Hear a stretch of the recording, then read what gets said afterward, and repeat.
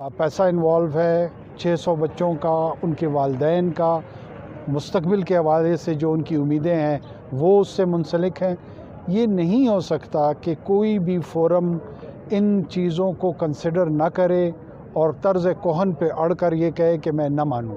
اس چیز کی اجازت پارلیمنٹ قطعاً نہیں دے گی اور ہم ہر فورم کو ایکسپلائٹ کریں گے اگر انہوں نے اس کی صدا نہیں سنی۔ اس پہ اگریمنٹ ہو گیا ہے کہ ان کو کسی نہ کسی طریقے سے ریشنلائز کیا جائے اور اس مسئلے کا حل نکالا جائے۔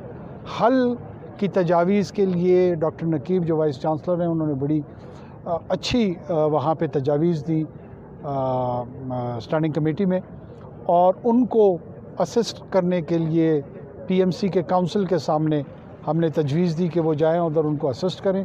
وہ انہوں نے تسلیم کیا، اور بلوچستان حکومت میں چیف سیکرٹری صاحب سے میں کل کوشش کروں گا ملوں اور اس معاملے کے حوالے سے جو انہوں نے کسی کو فوکل پرسن نامنیٹ کرنا ہے وہ بھی کریں، اور 2 سے 3 ہفتے تک انشاءاللہ ہم کسی نہ کسی سلوشن کے ساتھ ان بچوں کے پاس آئیں گے۔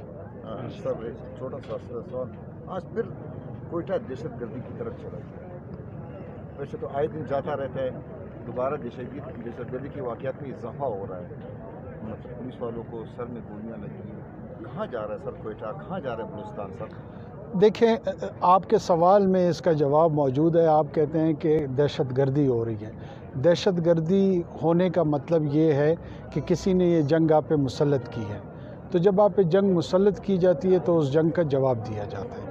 اگر آپ جنگ کا جواب نہیں دیں گے، اس کی تیاری نہیں کریں گے، تو لوگ اسی انداز میں معصوم لوگوں کی جانیں لیتے رہیں گے۔